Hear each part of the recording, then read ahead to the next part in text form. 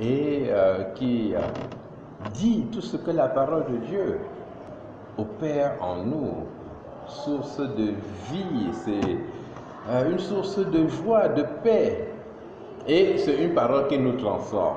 Alors, en ce nouveau mois de la parole de Dieu encore, nous allons continuer, donc en restant sur le même thème, nous allons continuer avec les progrès du croyant. Si vous vous rappelez, j'ai parlé ici du chemin du croyant, de la marche chrétienne, et nous avons convenu que cela commençait, n'est-ce pas, par la nouvelle naissance. Et je vous ai dit que c'était remarquable que dans le livre de l'Apocalypse, le dernier livre donc de la Bible, qui nous parle des choses à venir, c'était remarquable que dans les 7 lettres aux églises, eh bien, que justement les conclusions des lettres, les promesses qui sont données dans les lettres, correspondent exactement au cheminement normal du croyant. Et nous avons vu effectivement qu'au chapitre 2 de l'Apocalypse, au verset 7, eh bien, le Seigneur, à la conclusion de la première lettre, donne une promesse au vainqueur.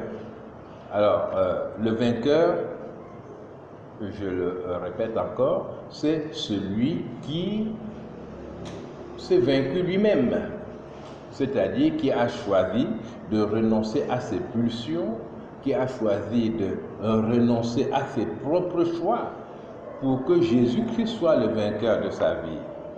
Le vainqueur, ce n'est pas celui qui a pu dépasser son voisin, celui qui a pu écraser les autres, celui qui a gagné plus que tout le monde. Non, c'est celui qui a gagné son propre match. Son match contre la jalousie, contre le mensonge, contre l'adultère, contre la vie dissolue, la débauche. Eh bien, ce vainqueur-là n'est pas un surhomme. C'est celui qui se met avec Jésus-Christ, qui reconnaît que Jésus a la capacité de gagner en lui, que Jésus a vaincu le péché et qui s'associe à Jésus-Christ et qui dit: Seigneur, je me laisse gagner par toi. Donc, c'est une victoire indirecte, n'est-ce pas? Nous acceptons de nous soumettre à Jésus-Christ et Jésus nous déclare vainqueur. Et au verset 7, nous avons la première promesse au vainqueur qui dit: à celui qui vaincra, je donnerai à manger de l'arbre de vie qui est dans le paradis de Dieu. L'arbre de vie, c'est celui que l'on mange et qu'on a la vie éternelle. L'arbre de vie représente Jésus-Christ. Et la première étape dans la marche avec Dieu, ce n'est pas le baptême, ce n'est pas d'entrer dans une église.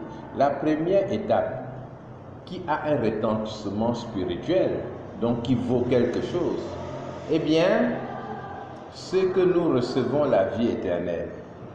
Jésus dit: celui qui croit en moi a la vie éternelle.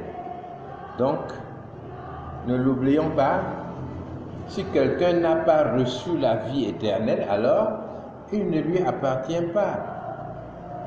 Quand nous venons à Jésus-Christ, nous recevons la vie éternelle. C'est ce que dit la parole de Dieu et c'est la vérité. Même si on ne sait pas qu'on a reçu la vie éternelle, eh bien, l'angoisse de la séparation avec Dieu, la peur d'être rejeté lors du jugement dernier disparaît. Et nous avons en nous-mêmes cette certitude d'être sauvés. C'est-à-dire, rencontrer Dieu n'est plus une épreuve pour nous, mais nous croyons que ça va bien se passer. c'est la vie éternelle. Et nous avons la deuxième étape dont j'ai parlé aussi la dernière fois, qui est au verset 11 du chapitre 2. Celui qui vaincra n'aura pas à souffrir la seconde mort. Et nous avons dit là que c'était une étape de confirmation, une étape de consolidation en quelque sorte. Et j'ai insisté sur le fait que beaucoup de gens qui sont sauvés n'ont pas la connaissance de Dieu. Et justement, le Saint-Esprit vient et dit dans leur cœur, tu es réellement sauvé, tu n'auras pas à souffrir la seconde mort. Et aussi, beaucoup de gens sont sauvés, mais traversent un moment de dépersonnalisation. C'est-à-dire, ils rencontrent d'autres gens qui les entourent et ils veulent faire comme ces gens-là font. Ils pensent que pour être un bon chrétien, il faut que je m'habille comme tel frère ou telle sœur, que je parle comme tel frère ou telle sœur, que je prie d'une certaine manière, parce que c'est quand on prie comme ça que Dieu écoute. Alors ils ont des idées semblables. Parfois même, ils ont des idées incroyables sur le Saint-Esprit. J'ai entendu un prédicateur qui dénonçait, n'est-ce pas, les erreurs.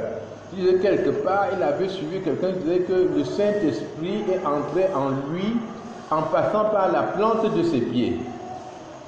Alors, il était étonné. Comment est-ce qu'il a su? Il dit non, c'est par la plante de mes pieds que le Saint-Esprit est passé. Vous voyez autant d'idées farfelues et parfois le croyant ne sait plus où est-ce qu'il se trouve. Certains même reviennent avec beaucoup de dons. Il y a des gens qui, après avoir choisi de marcher avec Dieu, vont dans une église et pour peu qu'ils arrivent à manger chaque jour, ils sont nommés pasteurs, n'est-ce pas, après 2 mois. Vraiment pasteurs. Mais ils n'ont pas d'église. Donc vous allez dans une église et vous voyez que tous les hommes sont pasteurs. Et s'ils sont même évolués, les femmes aussi sont pasteurs. Et ils continuent comme ça. Et ça fait parfois qu'ils peuvent être perdus en se disant, mais je suis pasteur pourquoi? Je ne sais pas. Et le Seigneur dit, dans cette deuxième étape, celui qui vaincra, eh bien, il n'aura pas à souffrir la seconde mort. Il m'appartient vraiment. Et cela nous prépare maintenant pour la troisième étape dont je voudrais parler en quelques minutes. J'ai écrit un ouvrage à ce sujet. C'est, si tu veux, non, c'est la croissance spirituelle ou bien il faut monter plus haut. Hein? Oui, je crois que c'est ça. Excusez-moi. Ce doit être un comble, n'est-ce pas, d'oublier le titre de son propre ouvrage. Alors, c'était quoi? Tu peux monter plus haut, voilà.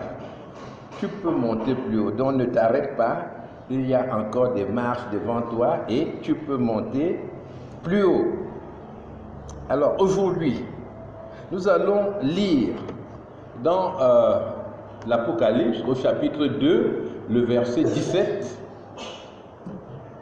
la troisième étape que Dieu a pour nous lorsque nous venons vers lui. Et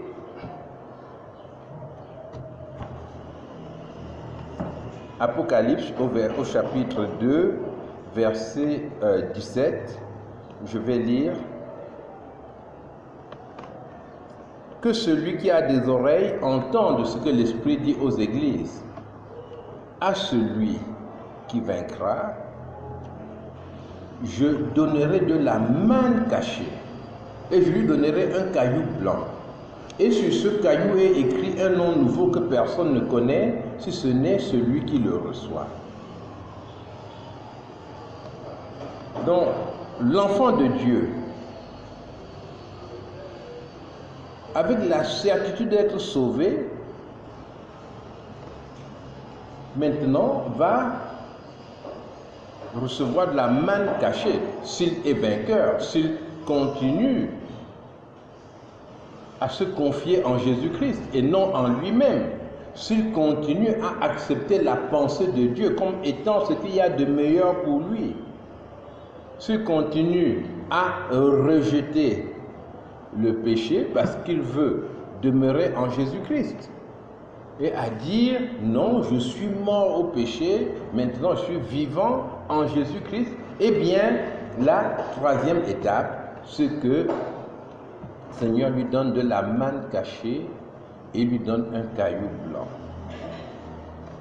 Et le caillou blanc,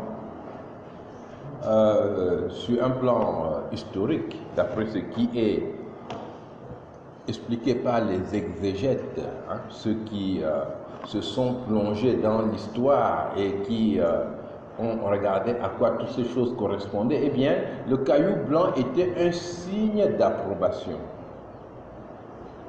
C'est-à-dire, donner un caillou blanc à quelqu'un, c'était qu'on l'approuve. Il y avait même dans un vote, hein, chacun qui avait un caillou blanc dans certains votes et qui le donnait à la personne qu'ils avaient choisie.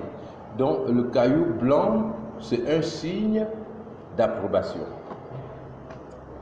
Alors cette troisième étape dans la marche chrétienne, nous allons l'appeler une étape de prise en charge, une étape de communion, une étape de transformation et une étape d'épreuve. 4 éléments dans la troisième étape de la vie chrétienne, ici. Alors, je dis des étapes, mais les choses ne se superposent pas de façon mathématique, n'est-ce pas? Mais ce sont des choses que l'on peut quand même bien discerner dans la marche avec le Seigneur. Et je dis, c'est une étape de prise en charge, une étape de communion, une étape de transformation, une étape d'épreuve. J'ai dit une étape de prise en charge. C'est que l'enfant de Dieu découvre que Dieu le prend effectivement en charge. C'est important de le dire. Beaucoup de personnes viennent au Seigneur et devant les sacrifices qu'il faut faire.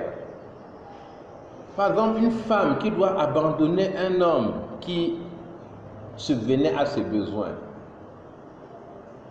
Ou bien quelqu'un qui vivait de vol, de détournement, il doit changer.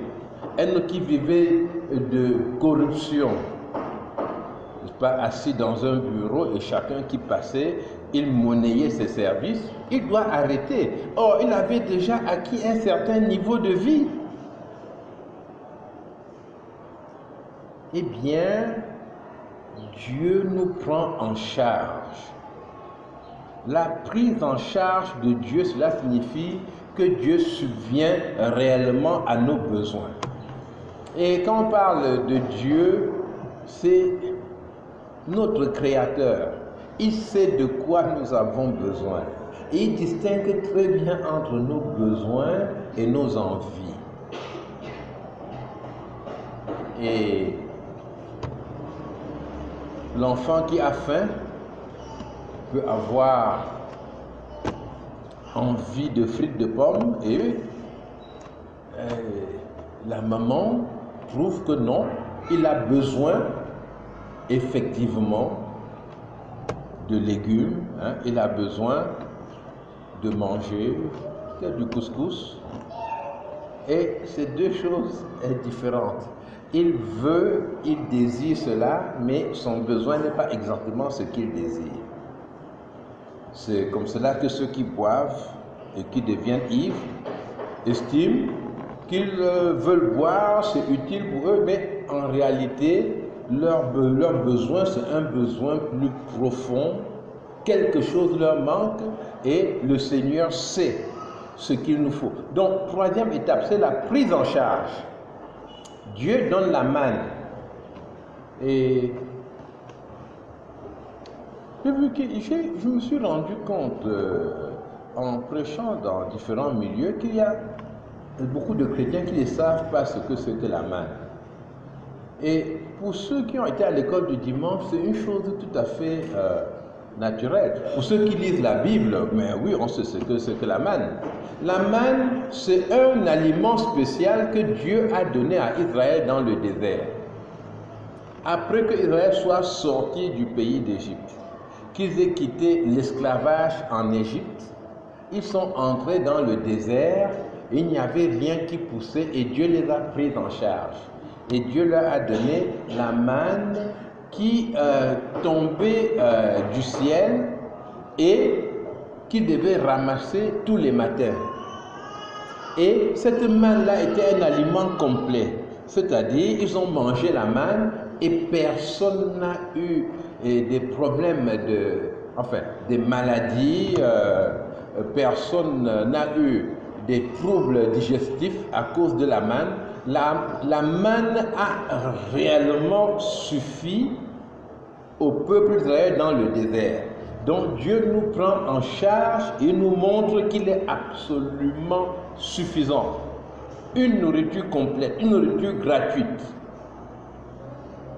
Quand vous décidez de vous confier totalement en Jésus-Christ, le Seigneur le sait. Il vient à notre secours. Tu n'es pas seul. Et Dieu te montre qu'il est réellement suffisant. La manne, c'est une nourriture gratuite. Et, je répète, c'est une nourriture que Dieu donne dans le désert. Le désert, c'est un contexte de souffrance. Cette troisième étape se passe dans le désert. Cette troisième étape se passe dans la difficulté.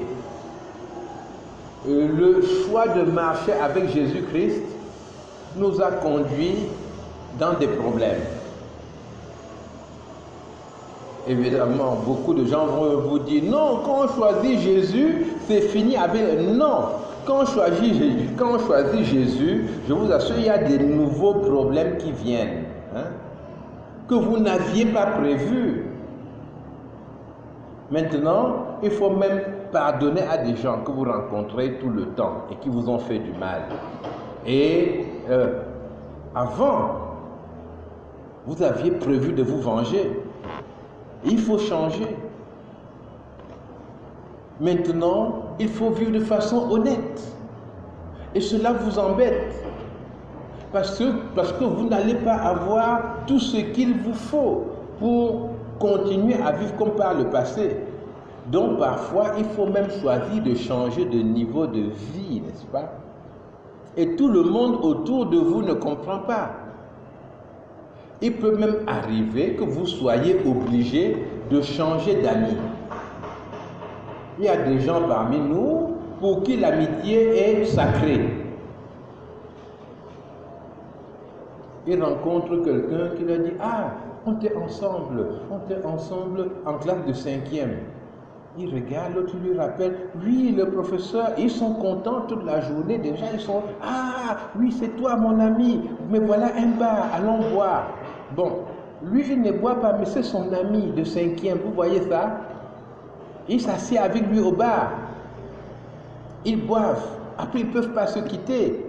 On se revoit quand?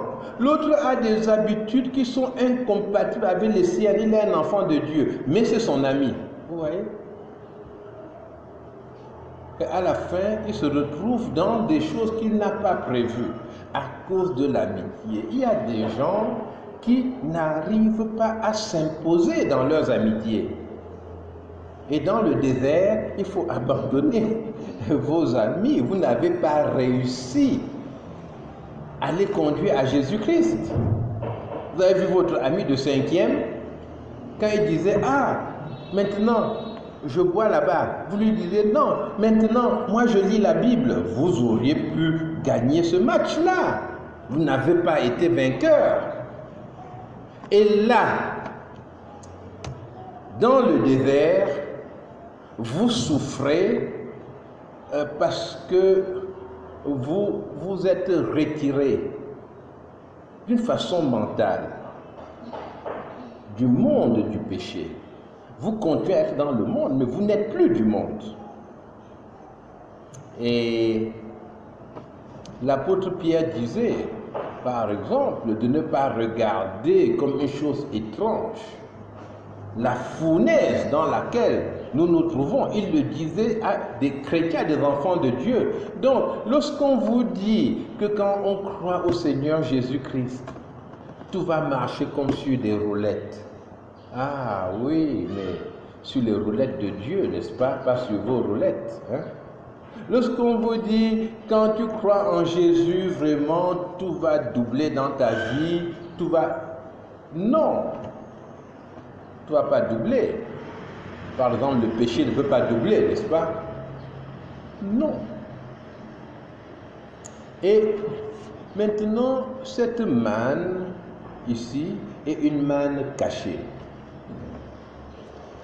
La manne est une manne cachée, c'est-à-dire que les personnes qui vous entourent peuvent ne pas être sensibles à votre condition.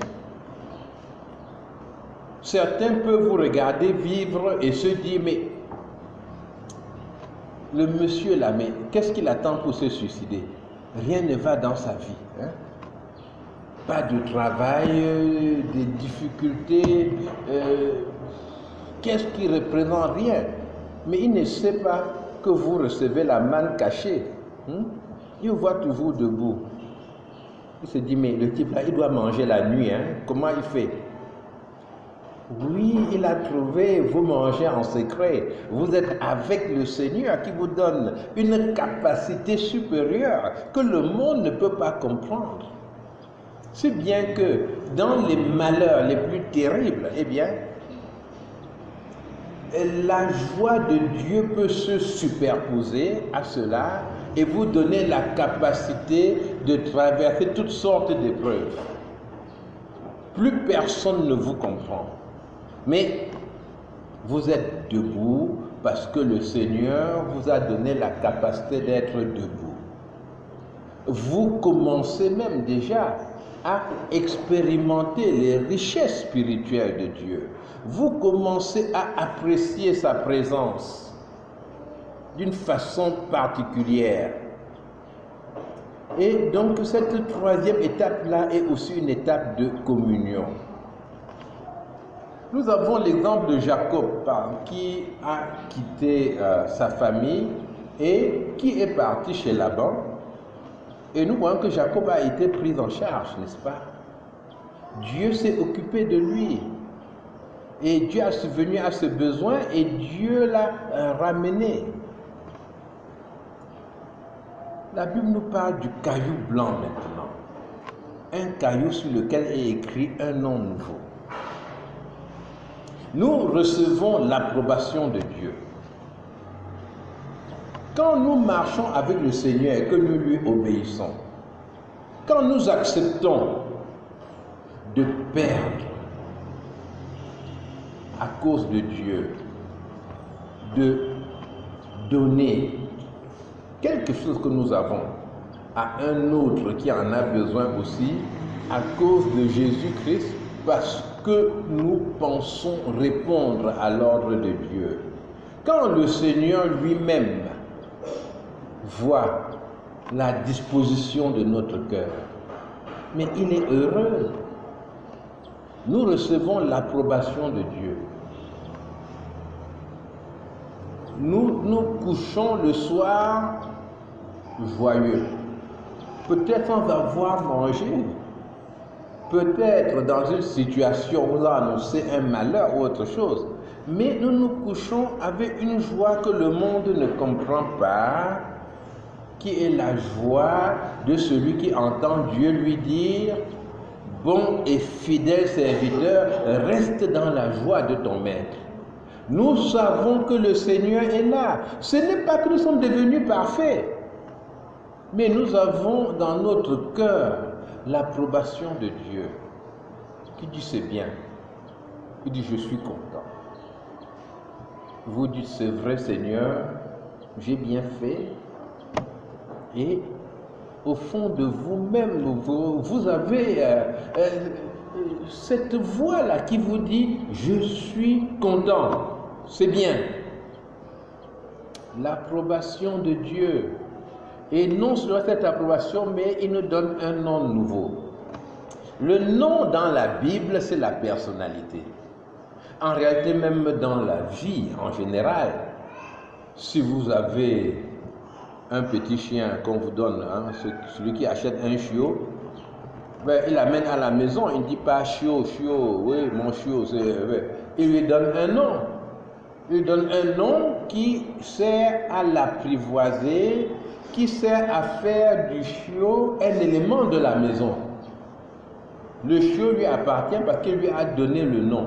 C'est pour cela que dans l'Ancien Testament, vous voyez les rois babyloniens qui avaient enlevé des jeunes juifs, Daniel et ses amis, Azaria et les autres, et ils ont donné de nouveaux noms. Daniel s'appelait Belshazzar. Pour eux, c'était une technique pour les apprivoiser, pour en faire des gens qui leur appartiennent. Donc le nom, c'est une technique de domestication. Vous voyez même quand une maladie apparaît, qu'on ne connaît pas bien, hein? On ne peut pas la soigner, mais vous entendez déjà un nom, on dit c'est le sida. Hein? Mais ça ne veut pas dire qu'on a un médicament. Mais le nom permet de voir la chose comme étant dans notre monde et comme étant quelque chose que l'on peut gérer. Si on disait c'est la maladie X, les gens en auraient plus peur que si on donnait un nom, Covid-19 ou autre chose, à la maladie.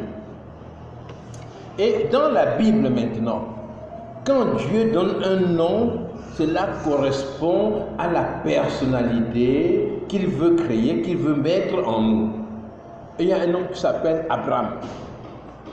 Dieu va l'appeler Abraham parce qu'il va en faire le père d'une multitude, donner un nom nouveau. On a un nom qui s'appelle Jacob, qui signifie trompeur, parce que à sa naissance, on a vu déjà qu'il tenait le talon de son frère jumeau. Mais Dieu donne un nom Israël. Dieu change son nom. Et nous avons plusieurs noms dans la Bible qui ont été transformés. Le nom, c'est la personnalité.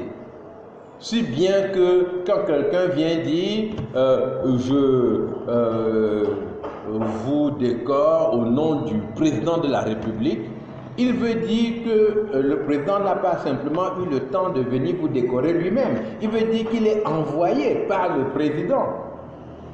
C'est pour cela que lorsque vous parlez et vous dites au nom de Jésus-Christ, vous voulez dire par là que vous avez été envoyé par Jésus-Christ. Dans la Bible, vous voyez même des gens qui font des exorcismes et puis il dit c'est au nom de Jésus que l'apôtre Paul prêche. Mais ces gens ne connaissaient pas Jésus. Alors, la personne qui était possédée là a dit ah, moi je connais Jésus, hein? Moi je connais Paul, mais vous-même là, je ne vous connais pas. Vous prenez son nom comme ça, vous vous amusez avec moi, et la personne les a battus, ils se sont enfuis nus, hein? Parce qu'ils ont utilisé un nom et il n'avait pas le droit de l'utiliser. Il a dit non, il ne vous a pas envoyé. Donc, Dieu nous donne une nouvelle personnalité. Ah, ça c'est formidable. C'est cette transformation dont l'apôtre Paul parle en disant « Soyez transformés par le renouvellement de l'intelligence ». Dieu me transforme. Dieu fait de moi une autre personne qui devient capable de le servir. Je viens à Dieu étant faible. Je viens à Dieu comme étant quelqu'un de facilement vaincu par le péché. Mais lorsque je mets ma main dans la main de Jésus-Christ, Jésus me donne la victoire sur le péché. Non seulement ça, il dit que je suis mort et que je suis ressuscité en lui. Il dit, j'ai été crucifié avec Christ. Mon ancienne nature, la personne que j'étais, avec ses choix malsains, eh bien, a été crucifiée avec Christ. Maintenant, si je vis, ce n'est plus moi qui vis, mais c'est Christ qui vit en moi. C'est Christ qui a pris la place dans ma vie. Donc, je peux le servir parce que j'en ai reçu la capacité. Et ce nom nouveau-là, c'est un nom que personne ne connaît. Si ce n'est Dieu. Donc, c'est vraiment une étape d'intimité avec Dieu. J'ai une nouvelle personnalité que Dieu seul connaît. Et vous-même, bon, il dit que nous connaissons, mais nous connaissons notre nouvelle personnalité, mais de façon confuse. C'est quelque chose qui s'éclaire le long du chemin. Nous sentons bien qu'il y a quelque chose devant nous et que nous sommes faits pour autre chose que ce que nous vivons maintenant. Mais le Seigneur nous conduira à le découvrir. Nous recevons ce nom nouveau que personne ne connaît. C'est pour cela que l'enfant de Dieu ne pourra pas s'épanouir dans un système totalement dirigiste où on suit par exemple un gourou ou un système qui décide de ce qu'on va devenir, qui décide de tout. Ce n'est pas possible parce que les autres ne savent pas quel est mon nom nouveau. Mais si mon nom nouveau c'est menuisier, il ne faut pas qu'on fasse de moi un peintre, n'est-ce pas? Parce que je suis menuisier. Et c'est pour cela que nous devrions prier avec les personnes qui nous entourent pour les aider à trouver leur chemin dans le Seigneur. Bon, maintenant, avec ce que j'ai dit, il se peut qu'on vous demande n'importe quoi et vous dites non, non, non, non. Je sens que ça ne correspond pas à mon nom nouveau. Ah, ça, ce ne serait pas bien. C'est en faisant diverses choses que vous allez découvrir ce qui correspond à votre nom nouveau. Si vous êtes peintre et on vous fait de vous un menuisier, eh bien, c'est en commençant la menuiserie que le Seigneur trouvera un chemin qui passe de la menuiserie à la peinture pour vous. Nous devons faire confiance au Seigneur et être capables de nous intégrer au milieu des autres croyants, sinon ce serait vraiment dommage. Et le désert, c'est l'endroit où on reçoit la parole de Dieu. Dans la Bible, c'est dans le désert que Israël a reçu la loi. Et lorsque nous venons au Seigneur, c'est important que nous prenions le temps d'apprendre la parole de Dieu. Dans notre difficulté, dans notre souffrance, nous avons besoin de connaître le Seigneur, de mieux le connaître, mais ce n'est pas une connaissance qui viendra de ce que les autres nous racontent de lui. Sinon, nous continuons dans la dépersonnalisation. Il s'agit de lire la parole de Dieu et d'apprendre à lui obéir. Et enfin, tout ce que Dieu fait là, c'est pourquoi? Mais c'est pour nous préparer au ministère. Il a un ministère pour chacun de nous. Il dit que c'est lui qui nous a choisis. Ce n'est pas nous qui l'avons choisi. Pourquoi? Il nous a choisis, il nous a établis, afin que nous allions, que nous portions du fruit et que notre fruit demeure. N'est-ce pas? C'est Jean 15, verset 16. Et donc, au désert, il nous prépare pour le travail qu'il a pour nous. Chacun de vous est appelé à un travail spécifique pour le Seigneur qui correspond à la nouvelle personnalité que Dieu lui donne avec des capacités particulières qui sont des dons, des talents que Dieu met en lui. Et pour exercer ce ministère, Dieu veut nous faire sortir du désert. Pas qu'on n'ait plus de souffrance, mais nos souffrances peuvent changer de nature. Et Dieu veut nous faire sortir du désert, et la sortie du désert peut aussi être conditionnée par un acte de foi, parce que le désert est un lieu d'épreuve. Ne l'oublions pas, dans le désert, il y a beaucoup de tentations. Le Fils de Dieu lui-même, dans le désert, a été tenté. Jésus a été tenté. La Bible cite 3 tentations du diable. Et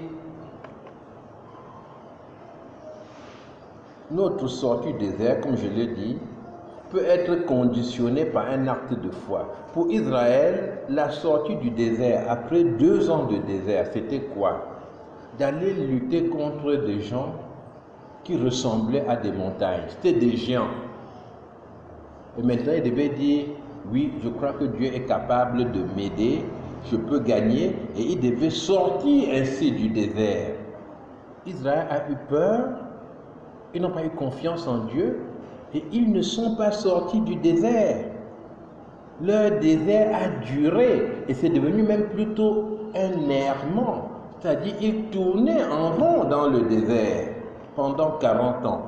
Donc, Dieu veut nous faire sortir du désert, et je le dis encore, cela peut être conditionné par un acte de foi, c'est-à-dire par une confiance réelle en Dieu qui nous conduit à lui obéir dans une question importante. Quelque chose qu'il attend de nous, de sérieux, et qu'il faut faire. Et beaucoup de gens échouent dans cette sortie du désert. Ils échouent et après, comme on dit en langage, n'est-ce pas, de la rue, ils passent leur temps à gâter le nom de Dieu, n'est-ce pas? Que Dieu là, comme vous voyez, tu pleures, tu pleures, tu pleures, il ne fait rien. Au lieu de dire que j'ai échoué à l'examen, je suis en train de redoubler. Et vraiment, redoublement là, c'est pas comme avant. Même la quantité a baissé, c'est très très dur. Non, ils ne disent pas cela. Ils disent plutôt que Dieu m'a trahi. Bon, maintenant, si vous voyez quelqu'un que Dieu a trahi, je vous donne un conseil. Ne l'aidez pas. Hein? Parce que c'est Dieu qui a trahi quelqu'un. Vous allez l'aider de quelle manière? Il lui dit que Dieu lui-même, Dieu l'a trahi. Mais vous devez fuir. C'est un cas insoluble. Donc, je vous dis, mes frères, mes sœurs, efforçons-nous ensuite d'écouter la voix du Seigneur et d'accepter de sortir du désert pour entrer dans de nouvelles batailles et triompher avec la grâce de Dieu. Que le Seigneur vous bénisse et qu'il vous prépare tous pour le ministère.